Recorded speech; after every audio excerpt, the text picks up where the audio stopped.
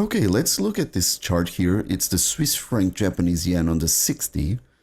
And I would like you to pause the video again and try to identify the kind of markets that we have here. Okay, just look at carefully because there's a lot of things going on in this chart.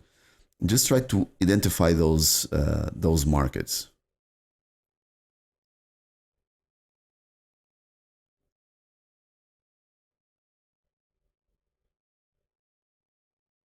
Okay, so we can see that we were making this downtrend, downtrend, holds, holds, holds, not yet.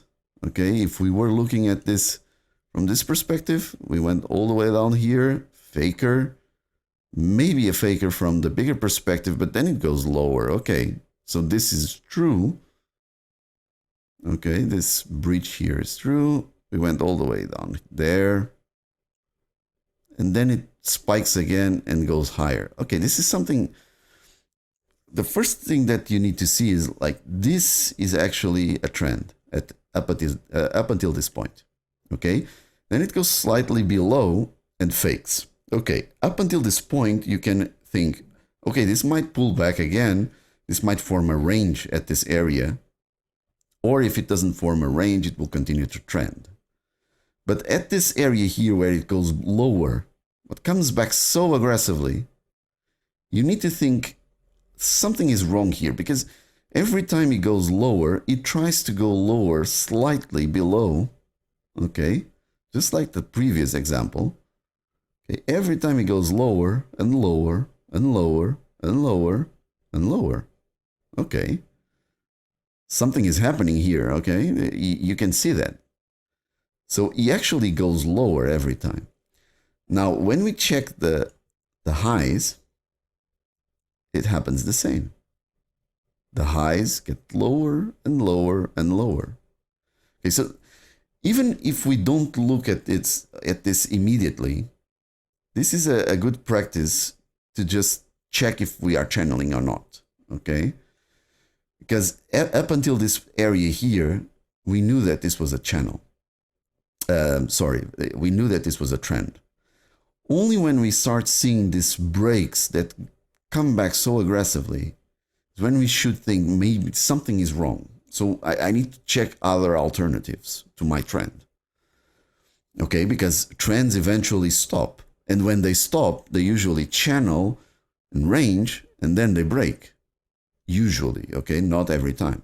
So if we were having a downtrend and we start to check this fake moves to the downside in this case, and something might be wrong. So this is the time we should be checking for ranges and channels. In this case, it's a channel, and you can see that.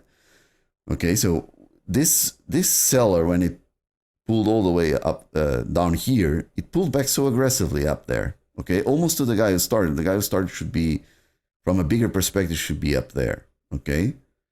From a smaller perspective, it's here. Okay, if we were looking for the smallest breach from this time frame, it would be here. Okay, so we are still in a downtrend, and we can see that. But the pullbacks are coming deep. Okay, and at this area, we still don't know that this is channeling. Okay, we are oblivious to that.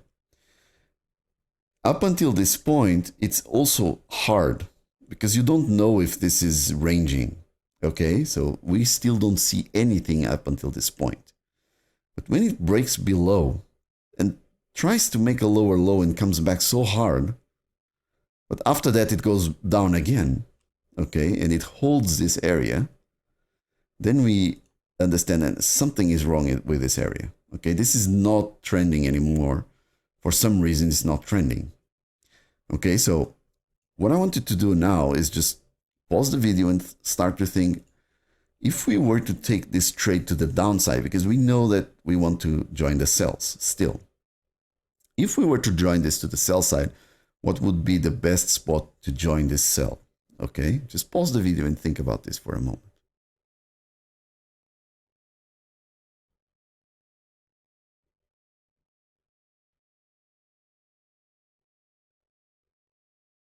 Okay, so we know that here we would be looking for a trend trade, right? Because of this overall perspective still to the downside. Okay. Here, question mark. Okay. We don't know.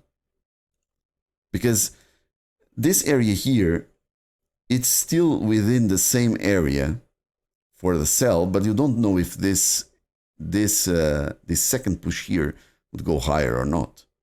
So this one is really hard to gauge. Also, this one here is also very hard because because up until this point we are still looking at this as a trend, and this from the overall perspective would be coming back to the same area as before. So in here we don't know. We only confirm that the trend was broken here when it goes lower, but then it comes back so aggressively. Up at this point, you should already have a clue that this is channeling here, okay, at these areas. At this point is the best point for you to know this is probably channeling, because he's always coming back so hard every time, and the seller just is able to hold the market and push it back down again, but then the buyers come in again strong and start to slow down again at these areas, okay?